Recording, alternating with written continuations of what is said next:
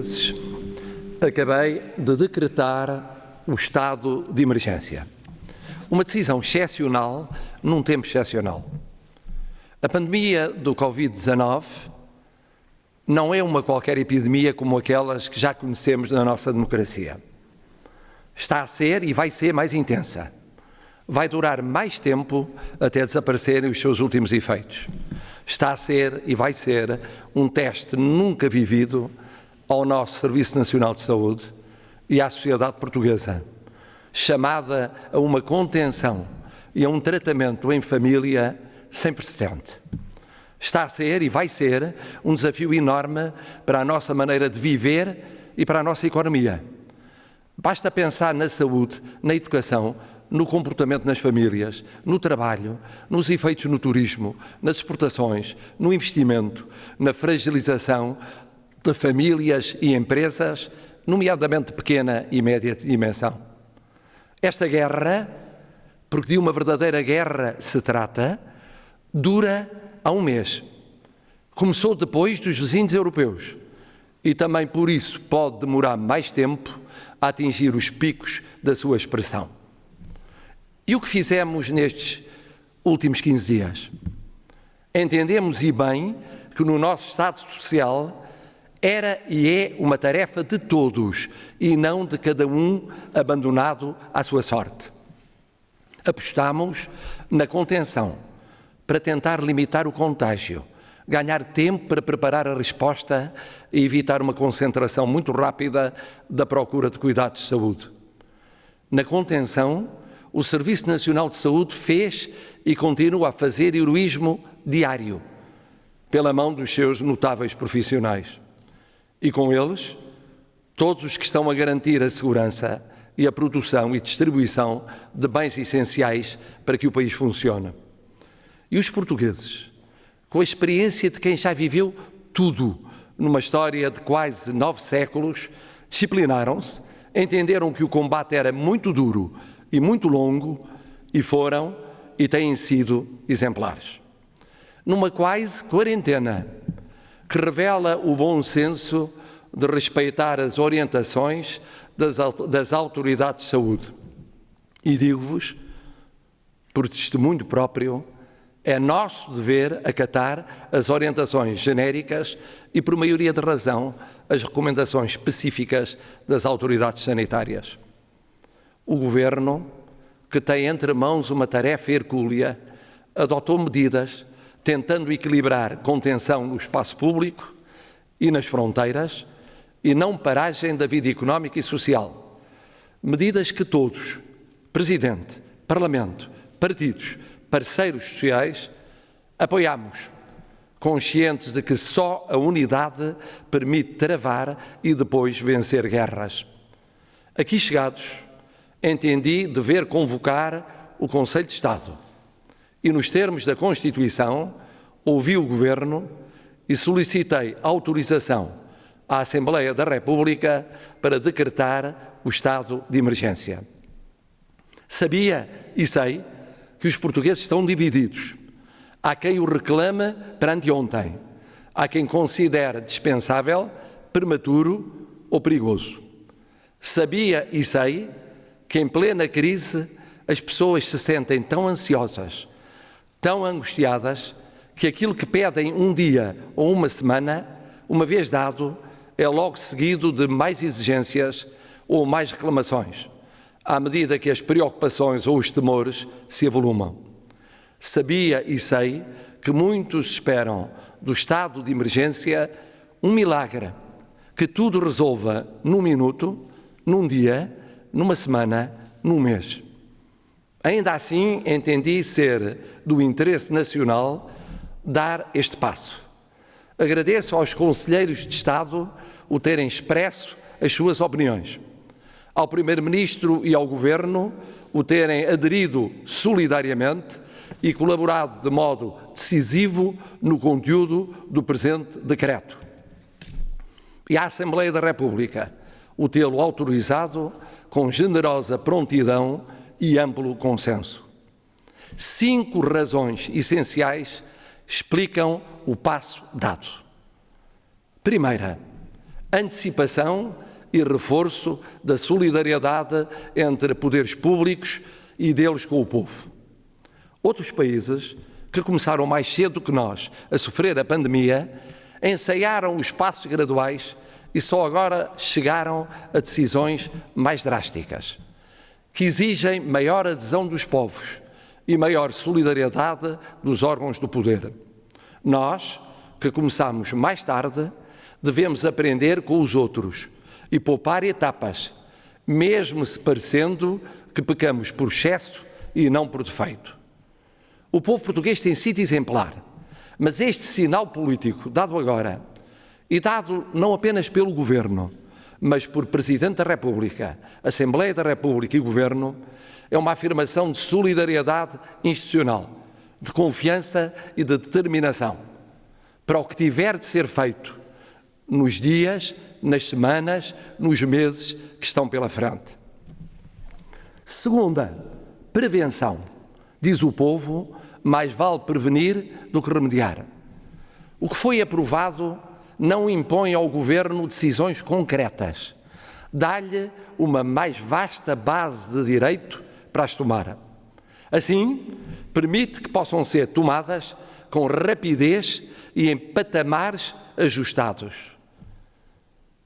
E tomadas todas as medidas que venham a ser necessárias no futuro.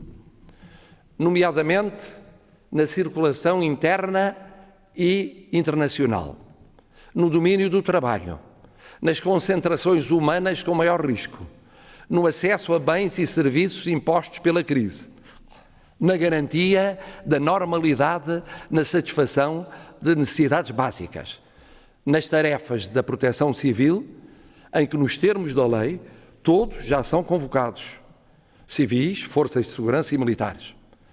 O que seria mais tarde se fosse necessário agir num ou noutro caso, neste quadro preventivo, e ele não existisse. Terceira, certeza. Esta base de direito dá um quadro geral de intervenção e garante que mais tarde, acabada a crise, não venha a ser questionado o fundamento jurídico das medidas já tomadas e a tomar. Quarta, contenção.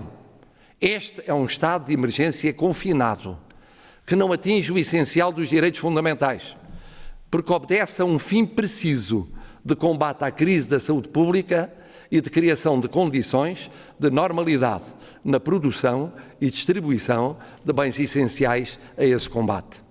Quinta, flexibilidade.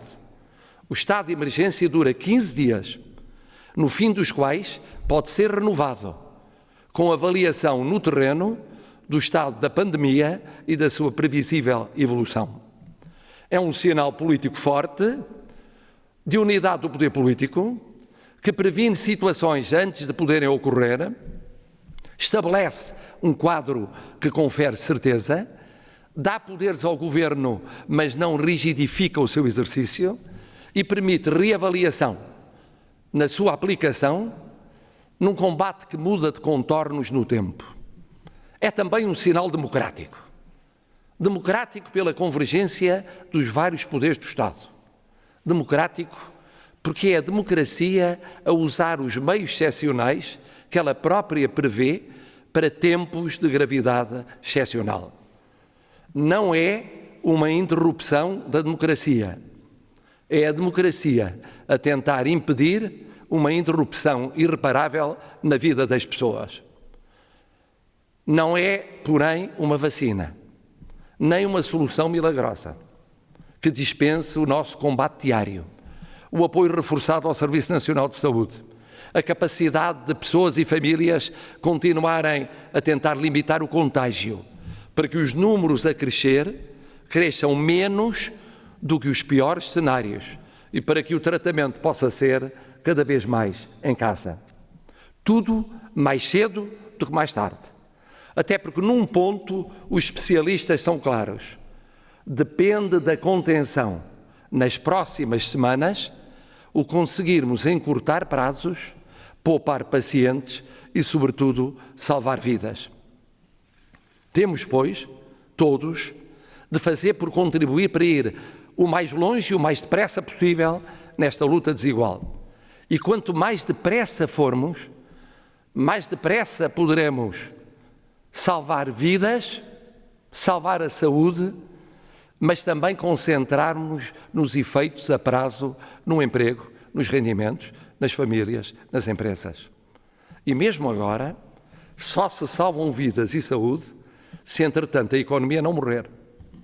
Por isso o Estado é chamado a ajudar a economia a aguentar estes longos meses mais agudos, fazendo o que possa para proteger o emprego, as famílias, as empresas.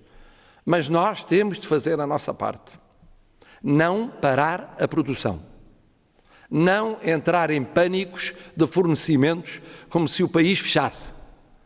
Perceber que limitar contágio e tratar contagiados em casa é e tem de ser compatível com manter viva a nossa economia. Assim é em tempo de guerra. As economias não podem morrer. Termino com um pedido.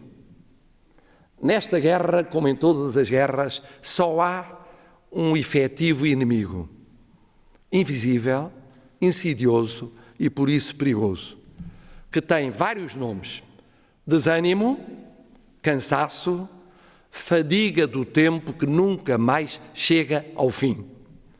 Temos de lutar todos os dias contra ele. Contra o desânimo pelo que corre mal ou menos bem. Contra o cansaço de as batalhas serem ainda muitas e parecerem difíceis de ganhar. Contra a fadiga que tolhe a vontade, aumenta as dúvidas, alimenta indignações e revoltas. Tudo o que nos enfraquecer e dividir nesta guerra alongará a luta e torná-la mais custosa e dolorosa. Resistência, solidariedade e coragem são as palavras de ordem. E verdade, porque nesta guerra ninguém mente, nem vai mentir a ninguém. Isto vos diz e vos garante o Presidente da República, por vós diretamente eleito, para ser, em todos os instantes, os bons e os maus, o primeiro e não o último dos responsáveis perante os portugueses. O caminho ainda é longo, é difícil e é ingrato. Mas não duvido um segundo sequer que vamos vencê-lo o melhor que pudermos e soubermos. Na nossa história, vencemos sempre os desafios cruciais.